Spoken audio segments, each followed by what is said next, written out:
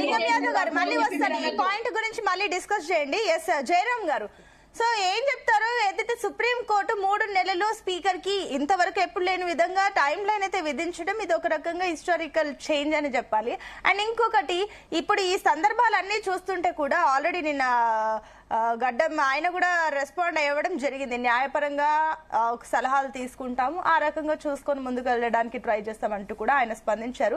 But anyway, ఇప్పుడు ఒక రాజ్యాంగం పైన ఒక రకంగా చాలా వరకు దేశవ్యాప్తంగా ఒక చర్చ కూడా స్టార్ట్ అయిందని చెప్పాలి. ఎందుకంటే ఇప్పుడు సుప్రీం ఎవరన్నా క్వశ్చన్ కూడా రేజ్ అవుతుంది, సుప్రీం కోర్టులా లేదంటే శాసనసభలో అనేది కూడా ఒక డౌట్ డైలమాలో కూడా ప్రజలు పడుతున్నారు. ఏం చెప్తారు? మీకు ప్యానల్లో ఉన్న మిత్రులకు, జీటీవీ న్యూస్ ప్రేక్షకులకు నమస్కారాలండి. ఇక్కడ మనకు ఎంతసేపు మాట్లాడినా కూడా ఒకటే, యాంటీ డిఫెక్షన్ లా మాట్లాడితే యాంటీ డిఫెక్షన్ లా ఓవరాల్ గా చెప్పేది ఏంటంటే అనర్హత వేటు వేయమని చెప్తుంది. అందులో వేరే కన్ఫ్యూజన్ లేదు, ఇది అందరూ తెలిసిన విషయమే. ఇప్పటి వరకు రాజకీయ పార్టీలు, ప్రభుత్వాలు ఎంతమంది మీద యాంటీ డిఫెక్షన్ లాను ఉపయోగించింది ఇప్పటి వరకు? సో అంటే ఒక్కరి మీద కూడా ఉపయోగించలేదు. అంటే ఇక్కడ రాజకీయ పార్టీలు ప్రభుత్వంగా మారిన తర్వాత, ప్రభుత్వంలో ఉన్నప్పుడు వాళ్ళు కాన్స్టిట్యూషన్ ని పక్కన పెట్టేసి వాళ్ళ సొంత రాజ్యాధికారం కోసము వాళ్ళ సొంత కాన్స్టిట్యూషన్ మాత్రమే అప్లై చేసుకుంటున్నారు. ఇది అన్ని రాజకీయ పార్టీలకు వర్తిస్తాయి. ఇది ఒక రాజకీయ పార్టీకి కాదు, అన్ని రాజకీయ పార్టీలకు వర్తిస్తాయి. ప్రభుత్వంలో ఉన్నది, ప్రభుత్వంలోకి వచ్చిన తర్వాత ఒకలాగా, ప్రభుత్వంలో ఉండేది ఒకలాగా మాట్లాడడం అనేది సహజము, ఇది ప్రజలందరికీ తెలుసు. కానీ ఒకవైపు వచ్చేసి ఎమ్మెల్యేలు వచ్చేసి ఏమాత్రం సిగ్గు బిడియం లేకుండా ఆ కండోలు కప్పుకొని మా కాన్స్టిట్యున్సీ కోసం మేము ఏదో గొప్పతనంగా ఫీల్ అవుతున్నాం అని చెప్పుకుంటూ వాళ్ళ పర్సనల్ అంశాల కోసము, పర్సనల్ గా ఉండే వాటి కోసం మాత్రమే పార్టీలు మారుతున్నాయనే విషయం కూడా ప్రజలకు తెలుసు. ఈరోజు కొత్తగా శ్రవంతి గారు, లేకపోతే లింగం యాదవ్, లేకపోతే బీజేపీ మిత్రులు ఎవరో చెప్పాల్సిన పనే లేదు. ప్రజలకు మీ అందరికంటే, మన అందరికంటే, ఇంకా రాజకీయ నాయకులు, ఇంకా మేధావులందరికంటే ప్రజలు అమోఘమైన మేధావులు. సో అన్ని గమనిస్తూనే ఉంటారు. మనం చెప్పేటి శుద్ధ అబద్ధము, ఒక నీతి మాలిన విషయాలనే విషయము వాళ్ళు ముఖం పట్టుకొని చెప్పకపోయినా కూడా వాళ్ళందరి మనసులో మాత్రం చాలా పదిలంగా తెలుసు. దీన్ని కాంగ్రెస్ ప్రభుత్వం ఇప్పుడు వచ్చేసి ఎంత గొప్పగా చేసుకున్నా, ఎంత చెప్పుకున్నా కూడా అప్పుడు చేసినా, ఎప్పుడు చేసినా, ఇక ముందు చేసినా ఇది మొదటిది కాదు, చివరిది కాదు. ఇవన్నీ తెలిసిన తర్వాత కూడా ఇక మనం వాదించాలి కాబట్టి వాదించుకుంటున్నాం. తిప్పి తిప్పి తిప్పి చెప్పుకుంటూ వస్తున్నాం తప్పితే ఇక్కడ ఏం లేదు. సో ఇక్కడ స్ట్రైట్ గా ఒకటే, ఫైనల్ గా ఏమొచ్చి ఎక్కడికి వచ్చి బాల్ వచ్చి పడుతుంది అంటే, స్పీకర్ గారి దగ్గరకు వచ్చి పడిన తర్వాత తన విచక్షణ అధికారాన్ని ఉపయోగించేసి నిర్ణయాలు తీసుకోమని చెప్తుంటారు. ఈ విచక్షణ అధికారాన్ని ఎప్పటి వరకు ఉపయోగిస్తారు అంటే, ఆయన ఆలోచించి ఆలోచించి ఆలోచించి 5 సంవత్సరాలు అయిపోయిన తర్వాత అప్పుడు ఆయన విచక్షణ అధికారాలు గుర్తుకొస్తాయో రావో కూడా తెలియదు. ఎవరికి గుర్తుకు రాలేదు, ఇప్పుడు గడ్డం ప్రసాద్ గారికి కూడా గుర్తుకొస్తాయో రావో కూడా తెలియదు. సో ఇక సుప్రీంకోర్టు గైడ్ చేసినంత మాత్రాన లింగం యాదవ్ ఒక మంచి మాట చెప్పారు. ఎవరైనా ఇదే చెప్తారు, అధికారంలో ఉన్నప్పుడు లింగం యాదవ్ కూడా ఇదే చెప్తున్నారు. సుప్రీంకోర్టు మాత్రం ఇది గైడ్ చేయగలదు తప్పితే సో దీన్ని పూర్తిగా తీసుకొచ్చేసి ఏమి బలవంతంగా పెట్టేసి రాత్రి చేయదు కదా అంటే చెయ్యదు. కాబట్టే విచక్షణ అధికారాలు ఎవరి దగ్గర ఉంటాయి? స్పీకర్ గారి దగ్గర ఉంటాయి. సో ఇవన్నీ తెలుసు. ఇక్కడ దొంగలు తెలుసు, మోసం తెలుసు, దొంగతనం జరిగిందని తెలుసు, అన్ని కళ్ళ ముందే ఉన్నాయి. కానీ విచక్షణ అధికారం మాత్రం లేదు కదా, అది స్పీకర్ గారి దగ్గర ఉంది. స్పీకర్ గారు ఎక్కడ ఉంటారు? ప్రభుత్వంలో ఉంటారు. సో ప్రభుత్వంలో ఉండే భాగమే తప్పితే ప్రభుత్వానికి వ్యతిరేకంగా తీసుకోవడం కాదు కదా.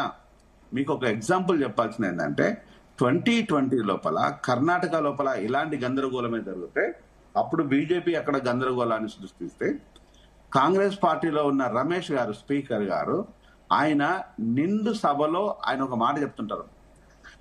ఇదే మాట, ఇంకా దీనిలో నేను యాడ్ చేసిన లేదు, డిలీట్ చేసేది లేదు, ఆయన చెప్పిన మాటలే చెప్తున్నాను. చట్టసభల్లో ఉన్న ఎమ్మెల్యేల కంటే చెంబర్లోయలో ఉన్న దొంగలు చాలా గొప్పోళ్ళు. కానీ ఈరోజు చట్టసభల్లో ఉన్న ఎమ్మెల్యేలు దొంగల కంటే హీనంగా ప్రవర్తిస్తూ ఉంటే చట్టసభలో ఈరోజు సిగ్గుతోని ఈ చైర్లు ఈ బల్లలు నవ్వుకుంటున్నాయి తప్పితే మనోళ్లకు మాత్రం ఏమాత్రం ఏమీ లేదు అని అప్పటి కాంగ్రెస్ స్పీకర్ గారు చెప్తారు.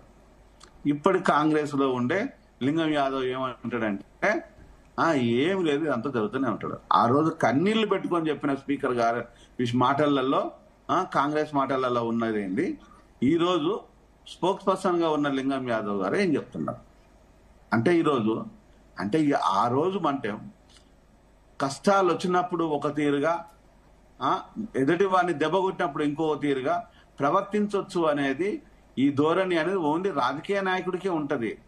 కాంగ్రెస్ పార్టీకే మాత్రమే కాదు, రాజకీయ నాయకుడికి మాత్రం ఉంటది. ఇది రాజకీయ నాయకుడు అంటే అన్ని పార్టీలలో ఉన్నారుగా, మరి అన్ని పార్టీలలో ఇదే పరిస్థితి ఉంది. ఆ రోజు బీజేపీ కొట్టిన దెబ్బకి కాంగ్రెస్ విలవిలలాడి చెప్పిన మాటలు ఇవి. ఇది ఇంతకుముందు లింగం యాదవ్ ఒక మంచి మాట కూడా చెప్పేశారు. ఇది బీజేపీ నుంచి వచ్చిన మాట, నేర్చుకున్నాం మాట. బీజేపీ నుంచి వచ్చింది నేర్చుకోవడం కాదు, కానీ కాంగ్రెస్ బీజేపీ ఇలా అన్ని పార్టీలు వస్తున్నాయి, అన్ని పార్టీలు చేస్తున్నాయి. ఈ 12 రాష్ట్రాల లోపల బీజేపీ ప్రభుత్వాలను మార్చినప్పుడు అప్పుడు ఎవరు మాట్లాడినా కూడా జరగాల్సినంత జరిగిపోయింది. అంటే ఈరోజు కొత్తనా ఇది కాదు. ఈరోజు నిజంగా ఎమ్మెల్యేలను తీసుకోలేదా, అక్షరాల తీసుకున్నారు కాంగ్రెస్. ఇది కొత్త కాదు, ఎమ్మెల్యేలను తీసుకున్నారు. ఇంకా దాంట్లోపల కడియం శ్రీహరి గురించి మాట్లాడినా, లేకపోతే దానం నాగేందర్ గురించి మాట్లాడినా, లేకపోతే ఇంకెవ్వరి గురించి మాట్లాడినా కూడా ఏముంది గొప్ప దీంట్లో అంటే ఒక 100 రూపాయల నుంచి 500 రూపాయలు దొంగతనం చేసి విరివిరిగా దొంగతనం చేసిన వ్యక్తిని ఈరోజు పోలీస్ స్టేషన్ లో పెట్టి 420 ముద్ర వేసేసి ఫోటో అక్కడ నోటీస్ బోర్డు పైన పోలీసులు అంటిస్తారు. మరి వీళ్ళ ఫోటోలు ఎక్కడంటే ఇవ్వాలి? వీళ్ళు అంతకంటే ఇంకెక్కువ దోపిడీదారులు కదా, అంతకంటే ఎక్కువ దొంగతనం కదా, అంతకంటే ఎక్కువ నీతి మలినతనం కదా, అంతకంటే ఎక్కువ సిగ్గులేనితనం కదా. మరి వీళ్ళనే మన నాయకులమని చెప్పుకుంటున్నాం కదా.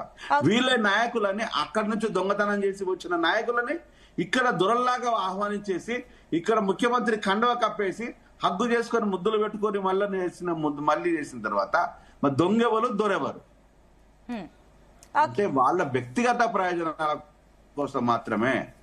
వ్యక్తిగత ప్రయోజనం రేవంత్కు ముడిపడి ఉన్నది, వ్యక్తిగత ప్రయోజనం వచ్చిన ఎమ్మెల్యేలకు ఉన్నది. రేపు ఇదే రానున్న రోజుల లోపల బీఆర్ఎస్ ప్రభుత్వంలోకి వస్తే ఈ కాంగ్రెస్ వాళ్ళంతా అందులో పోతారు. అప్పుడు కూడా ఇదే మాట్లాడతాం మనం. రేపు బీఆర్ఎస్ కాంగ్రెస్ కాకుండా బీజేపీ వస్తే వీళ్ళంతా బీజేపీలోకి పోరా, మత పార్టీ కుల పార్టీ అని చెప్పుకునే అని చెప్పుతున్న వీళ్ళంతా కలిసి రేపు దాంట్లో పోరా, దాంట్లో కూడా పోతారు. అప్పుడు కూడా ఇవే మాట్లాడుతుంటాం. అంటే చరిత్ర లోపల రికార్డులు మాత్రమే ఉంటాయి, సిగ్గెగ్ అనేది ఏమాత్రం ఉండదు రాజకీయ నాయకులకి. ఓకే అండి, నేను మళ్ళీ వస్తాను. లింగం యాదవ్ గారు, సో ఏం చెప్తారు? ఇందాక శ్రవంతి